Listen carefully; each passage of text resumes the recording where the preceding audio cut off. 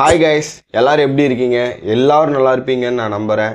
நான் ஏன் இத்தனை நாளா வீடியோஸ் போடல? அதாவது ஒரு மாசத்துக்கு மேலே ஆயிருச்சு. நான் ஏன் வீடியோ போடலன்னு கேட்டீங்கன்னா, நான் லாஸ்ட் வீடியோலயே சொல்லியிருப்பேன் எங்க அப்பா மாலை போட்டிருக்காருன்னு.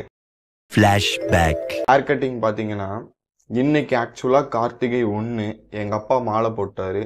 ஸோ மாலை போடுறதுக்கு முன்னாடி நம்ம ஹேர் கட் பண்ணிக்கலாம், நகை வெட்டிக்கலாம், சிக்கன் சாப்பிட்டுக்கலாம், மட்டன் சாப்பிட்டுக்கலாம், என்ன வேணாலும் சாப்பிட்டுக்கலாம்.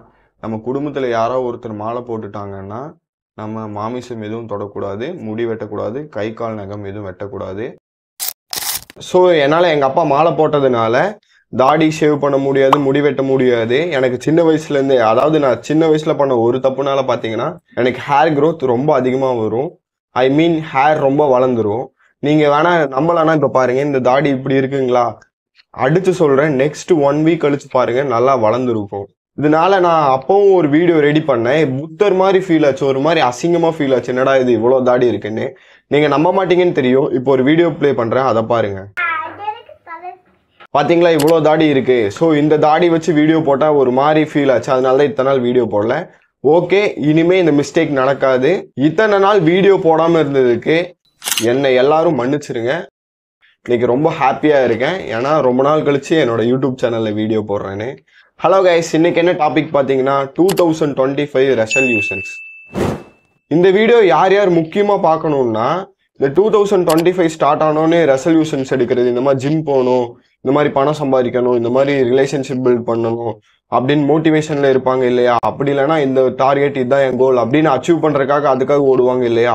அவங்க எல்லாருமே இந்த வீடியோ பார்க்கணும். ஏன்னா இந்த வீடியோவில் நான் ஏகப்பட்ட உண்மைகளை உடச்செறிய போகிறேன். ஸோ இந்த வீடியோவை ஃபுல்லாக பாருங்கள்.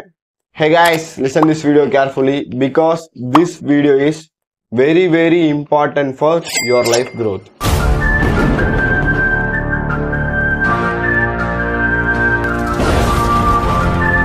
(2025) ரெசல்யூஷன்ஸ் பார்க்கறதுக்கு முன்னாடி 2024ல நான் ஒரு ரெசல்யூஷன்ஸ் எடுத்திருப்பேன் இல்லையா? அதோட விளைவுகள் என்னாச்சுன்னு நீங்க தெரிஞ்சுக்கோங்க. என்னோட 2024 ரெசல்யூஷன்ஸ் பார்த்தீங்கன்னா, முதல்ல 1 கோடி சம்பாதிக்கணும், ரெண்டாவது ஹெல்த்து நல்லா மெயின்டைன் பண்ணணும், ஃபிட்னஸாக இருக்கணும், அதே சமயம் ஃபிசிக்கல் ஹெல்த் அண்ட் மென்டல் ஹெல்த்தை இம்ப்ரூவ் பண்ணணும், எல்லாம் ஸ்டேபிளாக இருக்கணும். அதாவது 1 crore சம்பாதிக்கணும், ஹெல்த்தும் நல்லா இருக்கணும், ரிலேஷன்ஷிப்பும் நல்லா இருக்கணும். இதுக்காக நான் ட்ரை பண்ண எல்லா விஷயத்தையும் இந்த வீடியோவில் சொல்ல போகிறேன். முதல்ல ஹெல்த் பார்த்தீங்கன்னா, காலையில் 5 மணிக்கு எழுந்திரிச்சு ஒர்க் அவுட் 2 மணி நேரம், அதுவும் இல்லாமல் பாசிட்டிவ் டாக் இல்லைன்னா செல்ஃப் டாக் அந்த மாதிரி பேசுறது, இதுக்கே ஒரு 2.5 hours வந்துடும். இதுக்கப்புறம் காலையில் கரெக்டாக ஷார்ப்பாக 9 இல்லை 8:30க்கு பிரேக்ஃபாஸ்ட் எடுக்கணும்ன்ட்டு நான் ரெசல்யூஷன்ஸ் எடுத்தேன். அதாவது 2024 நியூ இயர் அன்னைக்கு. அதே சமயம் நைட்டு 9 மணிக்கு படுத்து தூங்கிடணும். ஏன்னா 9 மணிக்கு படுத்து தூங்கிட்டு காலையில் 5 மணிக்கு எந்திரிக்கிற மாதிரி ரெசல்யூஷன் செட் பண்ணி வச்சுருந்தேன்.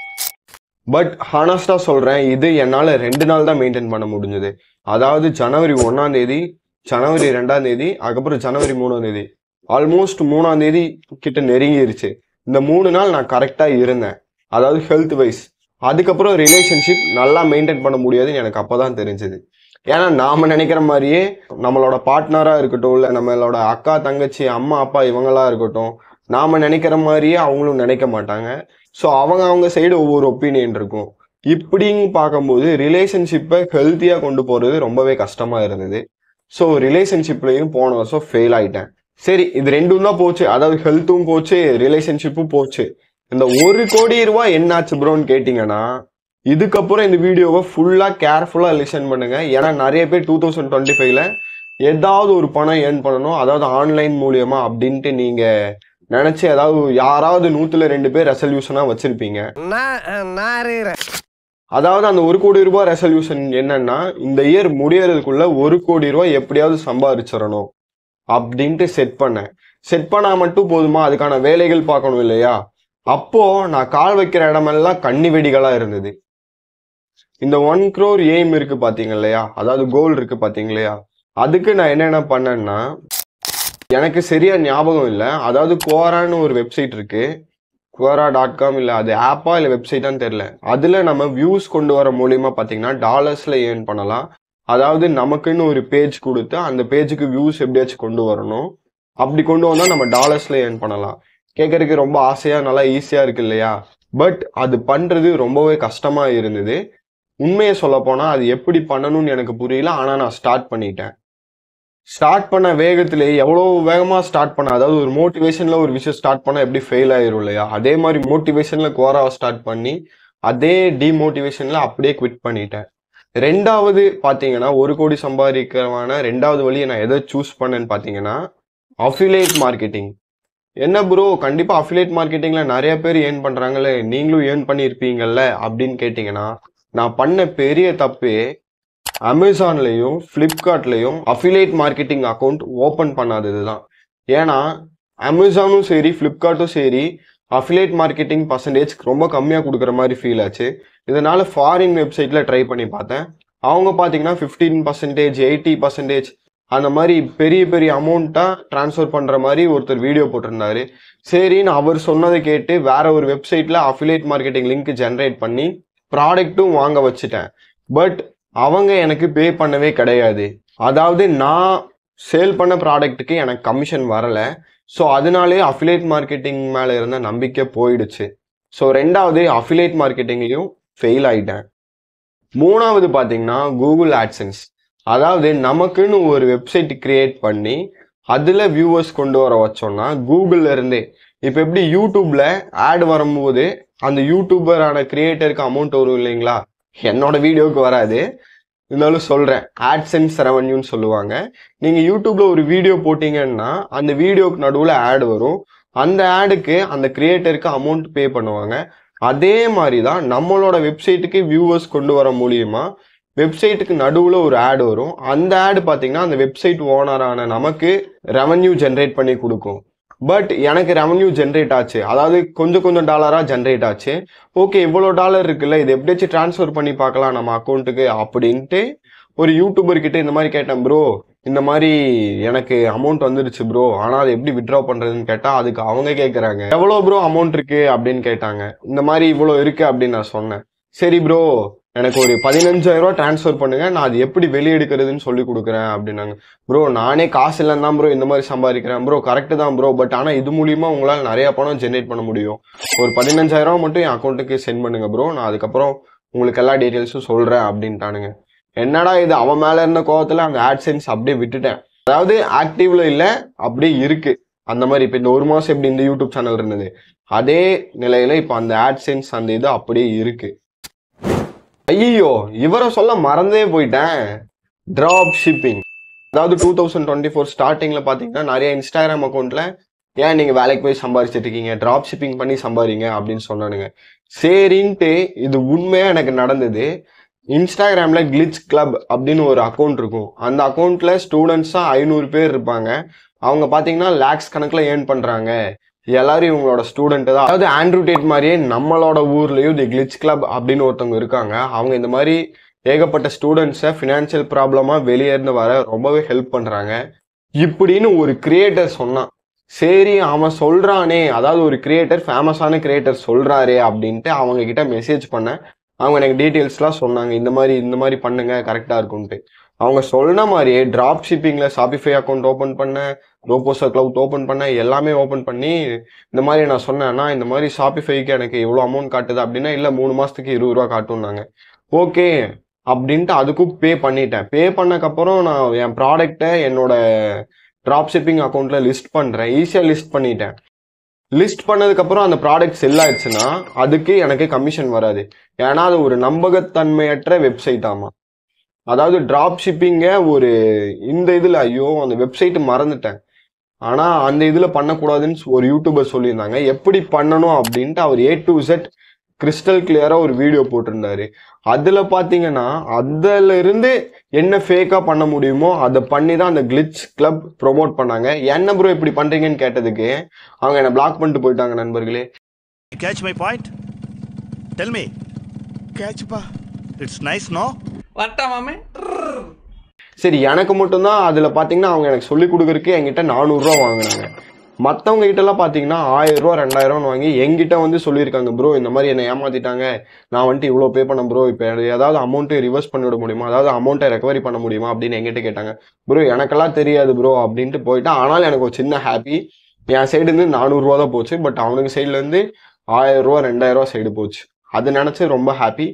இன்னொன்று முக்கியமான விஷயம் என்னன்னா, நீங்கள் பணம் சம்பாதிக்கலான்ட்டு யூடியூப்ல தேடுறீங்கன்னா நிறைய பேர் அந்த ப்ராடக்டை வாங்குங்க, இல்லைன்னா இந்த வீடியோவில் ஆட்ஸ் பாருங்க, இந்த மாதிரி சொல்லுவாங்க.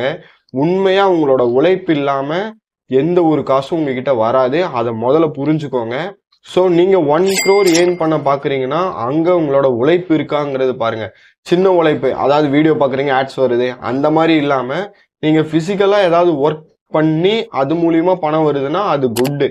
அது இல்லாமல் நீங்கள் சும்மா இந்த மாதிரி மெசேஜ் பண்ணுறதா இருக்கட்டும், மற்றவங்களுக்கு ஷேர் பண்ணுறதா இருக்கட்டும், இது மூலியமா பணம் வருது அப்படி சொன்னாங்கன்னா தயவு செய்து நம்பாதீங்க. அப்படியே உங்களுக்கு பணம் வந்தாலும் உங்கள் சைடு இருந்து ஏதோ ஒரு டீட்டெயில்ஸ் போயிட்டு இருக்குங்கிறது தான் உண்மை. அதை நீங்கள் புரிஞ்சுக்கோங்க. நிறைய பேர் இப்படி தான் அவங்களுக்கு இருக்கிற இன்ஃப்ளூயன்ஸை தப்பாக யூஸ் பண்ணுறாங்க. So be careful. 1 கோடி ரூபா ஏர்ன் பண்ணுறீங்கன்னா அதுக்கான வழியை தேடுங்க. அவங்க சொல்கிறாங்க இவங்க சொல்கிறாங்கன்ட்டு எதையும் ஸ்டார்ட் பண்ணாதீங்க. என்னோட 2024 இப்படி தான் முடிஞ்சுது. அதாவது 1 கோடி ரூபா ஸ்டார்ட் பண்ணணும்ட்டு சுற்றி எல்லா இடத்துலையுமே 0 வந்தது. இதுல நான் பண்ண ஒரு உருப்படியான விஷயம் என்னன்னா, என்னோட யூடியூப் சேனல் தான். அதாவது எனக்கு யூடியூப் சேனல் 2021லேருந்தே நான் ரன் பண்ணிட்டு இருக்கேன். வேற ஒரு சேனலு. அப்பப்போ சேனல் மாற்றிக்கிட்டே இருப்பேன். இவ்வளோ சப்ஸ்கிரைபர்ஸ் வந்துட்டாங்களா, ஓகே வேற சேனல். இவ்வளோ சப்ஸ்கிரைபர் வந்துட்டாங்களா, ஓகே வேற சேனல் போய்கிட்டே இருப்பேன். இப்படி தான் எனக்கு போன மாதம் மே மந்த் அன்னைக்கு என்னோட இன்னொரு யூடியூப் சேனல்ல மானிட்டைசேஷன் எலிஜிபிளாக பக்கத்துல வந்தது. அப்போ ஒரு தற்குறியோட பேச்சை கேட்டு அந்த யூடியூப் சேனலை டெலீட் பண்ணிட்டேன். அதாவது அதில் போட்டிருந்த வீடியோஸ் எல்லாம் டெலீட் பண்ணிட்டேன். அவன் என்ன சொன்னான்னா, இந்த மாதிரி வீடியோஸ்லாம் யாரும் பார்க்க மாட்டாங்கடா, ஸோ நீ வேற மாதிரி போடு அப்படின்னு சொன்னா.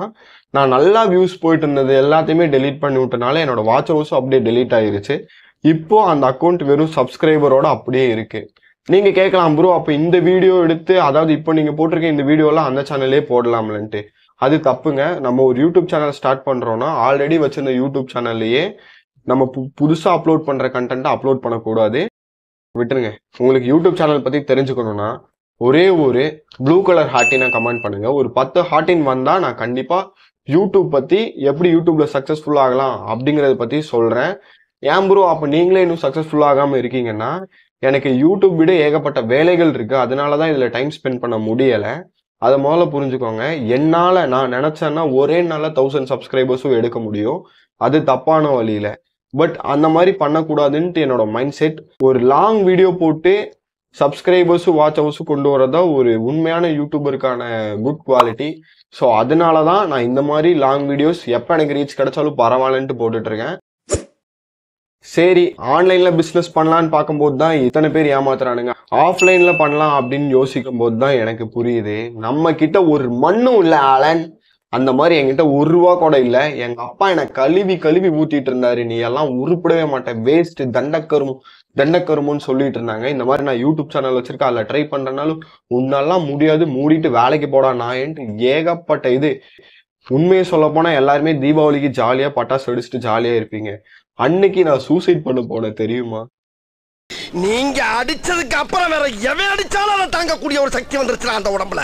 அப்படி ஒரு அடிடாது. இதெல்லாமே எனக்கு 2024ல விழுந்த பல பயங்கரமான அடிகள். அதுக்கப்புறம் உட்காந்து ரியலைஸ் பண்ண நம்ம சைடு என்ன மிஸ்டேக், அதெல்லாம் ஓகே ஓரளவுக்கு முன்னுக்கு வந்துடுவேன். இப்போ இதெல்லாம் வச்சு, அதாவது என்னோட 2024ல நான் எடுத்த ரெசல்யூஷன்ஸும் சரி, இந்த மாதிரி விஷயங்களும் சரி, எனக்கு ஃபெயிலியரை தான் கொடுக்கும் அப்படின்ட்டு தோணுது.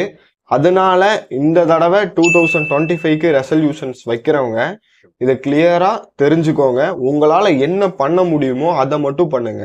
தயவு செய்து இந்த மாதிரி எல்லாரும் பண்றாங்க, எல்லாரும் ஜிம் போறாங்கன்ட்டு போறது, எல்லாரும் 5 மணிக்கு எந்திரிக்கிறாங்கன்னு எந்திரிக்கிறது, அந்த மாதிரி பண்ணாம ஒரு நோட்டு ஒரு பேனா எடுத்து உட்காருங்க. உட்காந்து நமக்கு என்ன வரும், நமக்கு எப்போ எந்த டைமுக்கு எந்திரிச்சா கரெக்டா இருக்கும், எப்போ நம்ம ஒர்க் அவுட் பண்ணா கரெக்டா இருக்கும் அப்படிங்கிறத ரைட் பண்ணுங்க. ஓகேவா? ஆனா நம்ம சும்மா இருக்கும்போது கூட எவனும் எதுவும் சொல்ல மாட்டான். நம்ம ஓகே லைஃப்ல முன்னேறலான்னு ஒரு ஸ்டெப் எடுத்து வைக்கும் போது தான், வைக்கிறதுக்கு முன்னாடியே உன்னாலாம் முடியாதுடா, உனக்கு இது வராதே, நீ வேஸ்ட்டு, உன்னால என்ன பண்ண முடியுமோ அதை மட்டும் பண்ணு அப்படின்ட்டு ஒரு மாதிரி டிமோட்டிவேட்டா பேச ஆரம்பிச்சிருவானுங்க. இவனுங்களாம் திருத்தவே முடியாது. இந்த மாதிரி பீப்புள்ஸ் இருந்தானுங்கன்னா, ஆமாங்க சார் நீங்க சொன்னதான் கரெக்டுன்ட்டு போயிட்டு நீங்க பாட்டுக்கு உங்க வேலையை பார்த்துட்டு இருங்க, சன்னமா பார்த்துட்டு இருங்க, அதாவது சைலண்டா உழைச்சிட்டுருங்க. உங்க வெற்றி அவனுக்கு செருப்பால் அடிச்ச மாதிரி இருக்கும். ஓகே, இப்போ என்னோட 2025ஓட ரெசல்யூஷன்ஸ் என்னன்னு கேட்டிங்கன்னா, முதல்ல 2024ல் பண்ண எந்த ஒரு தப்பையும் நான் பண்ணவே கூடாது. இந்த டான் படத்துல வர மாதிரி நான் வேணா அதாயிடவா இதாயிடுவான்ட்டு இந்த தேடலே என்னோட வாழ்க்கையே போயிடுச்சு. ஸோ அந்த தப்பு எதுவும் பண்ணக்கூடாது. ரெண்டாவது என்னன்னா, மேக்சிமம் 1 hour பாடி ஒர்க் அவுட் பண்ணணும். கண்டிப்பா மெடிடேஷன் பண்ணணும். அதுவும் இந்த 1 hour ஒர்க் அவுட் இருக்கு இல்லைங்களா, ரொம்ப ரொம்ப சிம்பிளா இருக்கணும். இந்த மாதிரி மோட்டிவேஷன்ல மேக்னா அப்படின்ட்டு தம்பிள்ஸ் எடுக்கிறது, இந்த மாதிரி புஷ்அப் பண்றது, மற்ற பொண்ணுங்களை இம்ப்ரெஸ் பண்ணணும்னு பாடி டெவலப் பண்றது, அந்த மாதிரிலாம் இருக்காம நீ யாரு, உன்னால எவ்வளவு பண்ண முடியும் அதை மட்டும் பண்ணு. பட் பண்றத 1 hourக்கு பண்ண. அதாவது என்னால ஒரே நேரத்துல 10 புஷ்அப்ஸ் எடுக்க முடியும்.